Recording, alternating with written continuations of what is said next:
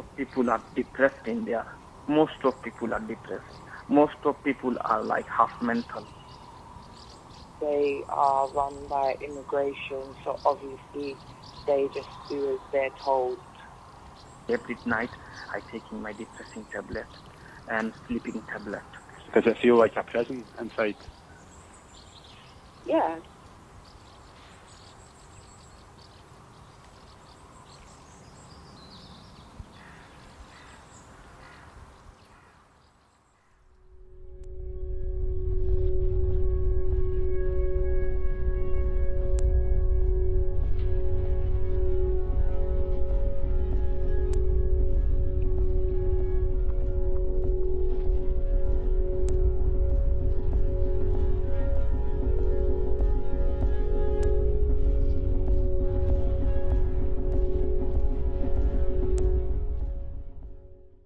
I grew up in London.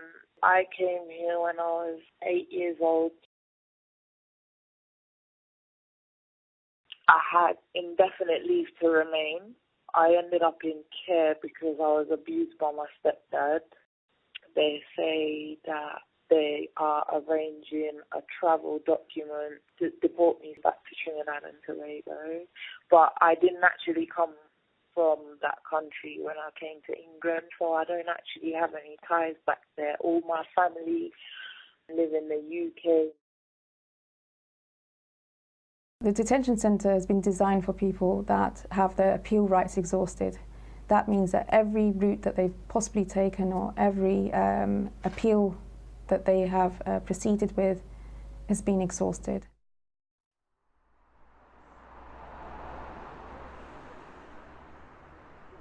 Today is exactly 5 months I'm in the detention center. I put one application to Home Office. I went to JR. Home Office gave me time about 90 days. And between the 90 days, they arrest me on the reporting center. I've been fortunate enough not to be detained so far. But yes, that is one of the things that I always worry about.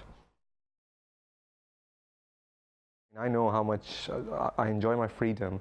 I don't have much freedom, you know, I can't travel or leave the country, as it say, within Glasgow itself.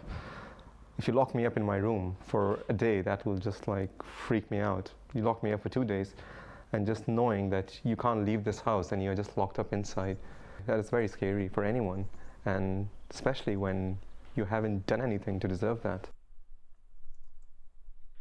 In detention, the officers are not there to provide you with care.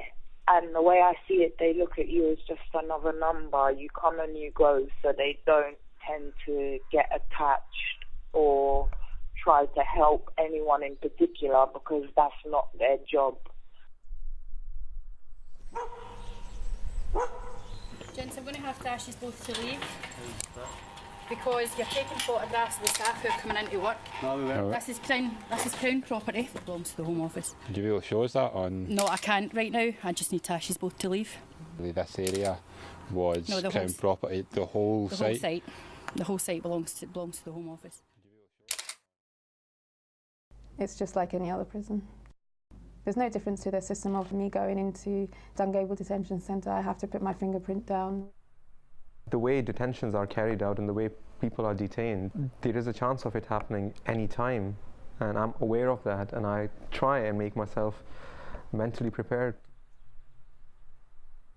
In terms of the Tory rule that we are under just now, I don't think any asylum seeker can feel secure in any way. I do have hope, but then being in detention so long and seeing the different aspects of other people's cases and what happens to other people, you can never tell what is actually going to happen. It was like a prison because the walls, like you can't see outside. It's like too high. We had a routine.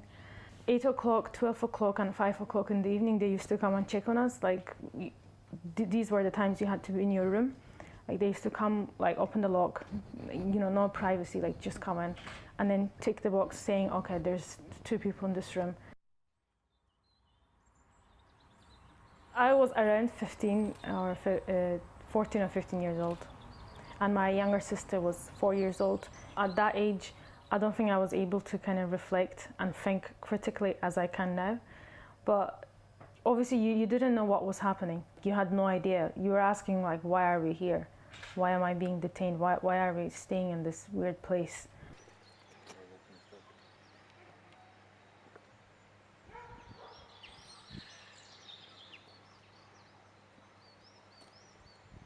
There's a lot of issues inside Dungavel. The healthcare is very poor. People often complain that they're only given paracetamol, no matter what they explain to the healthcare is happening. Somebody running to the corridor, I just find out then someone committed suicide. He hanged himself in a toilet. The person who saved him, he was with me just now, and he told me that he was hanging, the legs, hands was shaking, the water was coming from his mouth, and he was almost dead.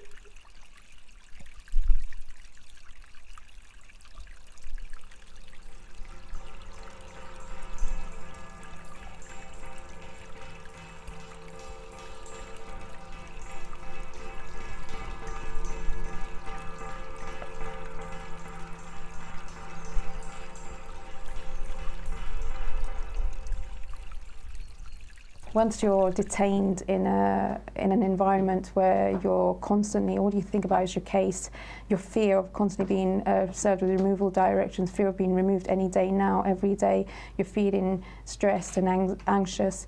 They're constantly on the phone. If you just visited them that day, they're constantly on the phone again. Everything that we need to do for them is constant. It has to be, as soon as we pick them up, we have to do their case straight away, because you want them out as soon as possible. You don't want them in there languishing in the detention centre.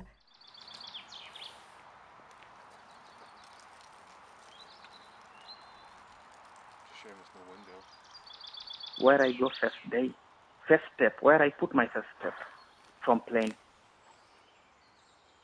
I said to them, many times I write it down to Home Office, look, I'm not animal, I'm not criminal, just treat me like human. I was in 20 years in the UK. They keep me in detention center in Dungavel, 5 months. Already I had very big punishment. Please, if they send me back, I told them already, if they send me back Bangladesh or Pakistan or India, I will be kill myself.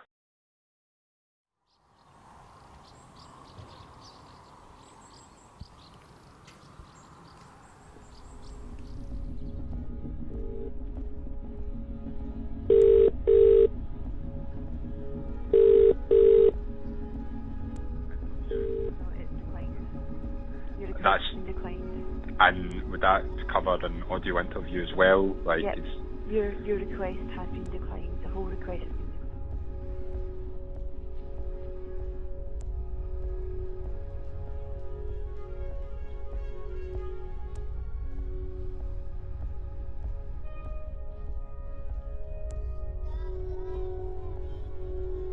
We believe that there are alternatives that are much better for everyone involved. Community housing and things like that.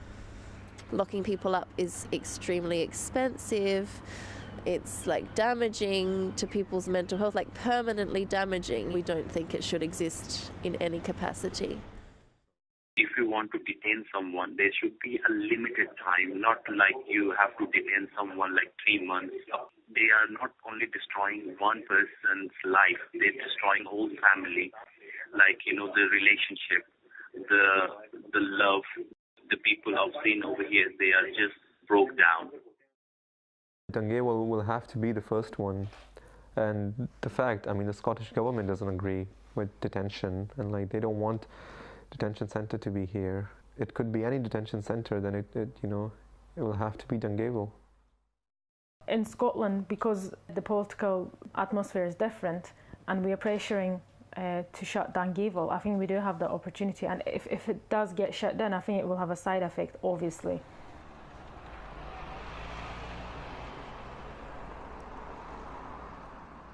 it would be a big thing. We will close and shut down Dungavel.